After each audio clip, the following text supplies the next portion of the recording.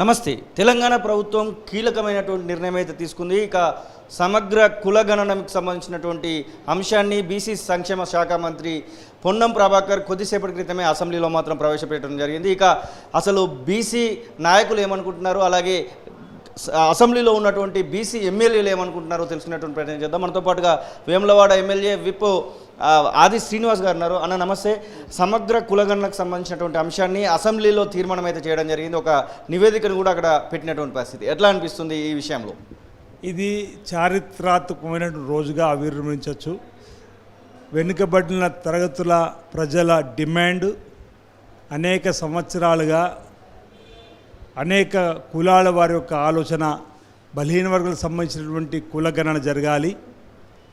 దామాష ప్రకారం అందరికీ కూడా ఆర్థిక పరంగా, సామాజిక పరంగా, రాజకీయ పరంగా, విద్యాపరంగా, ఉపాధి పరంగా అవకాశాలు దక్కాలని చెప్పినటువంటి ఆలోచనతోటి ఎన్నో ఏండ్లుగా ఎదురు చూస్తున్నటువంటి తరుణంలో దేశవ్యాప్తంగా కూడా రాహుల్ గాంధీ గారు కులగణన జరగాల్సిందని చెప్పినటువంటి ఆలోచన వారు చెప్పిన రోజు వారి యొక్క భారత్ జోడో న్యాయ యాత్రలో వారి ఆలోచన విధానాన్ని ఇక్కడ అందిపుచ్చుకొని గౌరవ ముఖ్యమంత్రి రేవంత్ రెడ్డి గారి నాయకత్వంలో ఉప ముఖ్యమంత్రి బట్టి విక్రమార్క గారు, బీసీ సంక్షేమ శాఖ మంత్రి పొన్నం ప్రభాకర్ రాజ్యంలో ఇటీవల జరిగినటువంటి మరి రాష్ట్ర క్యాబినెట్లో కూడా మంత్రులందరూ కూడా ఆమోదం పొందినటువంటి పరిస్థితులలో ఈరోజు అసెంబ్లీలో బీసీ బిడ్డగా పొన్నం ప్రభాకర్ గారు ఈ అంశాన్ని ప్రవేశపెట్టడం జరిగింది.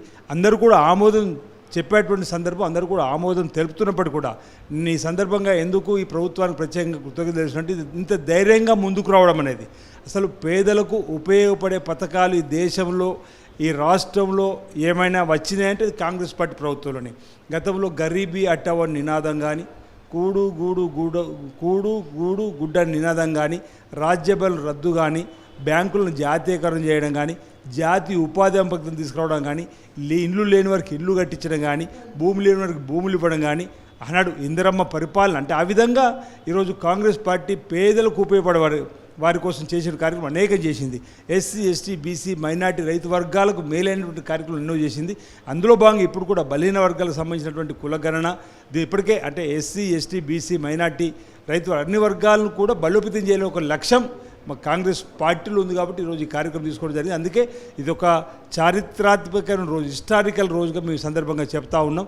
మరి ఈ అంశంలో రాష్ట్ర ప్రభుత్వానికి ఓ బీసీ బిడ్డగా మా బలహీన వర్గాల వారి తరఫున ప్రత్యేకంగా ధన్యవాదాలు తెలియజేస్తూ వీలైనంత తొందరగా కులగణన గావింపు చేసి అర్హులైన ప్రతి ఒక్కరికి కూడా ఆయా వర్గాల వారికి ఆయా వారి అందేటువంటి పథకాలు అందే విధంగా ఈ ప్రభుత్వం చొరవ తీసుకోవాలని చెప్పి ఈ సందర్భంగా కోరుతాం.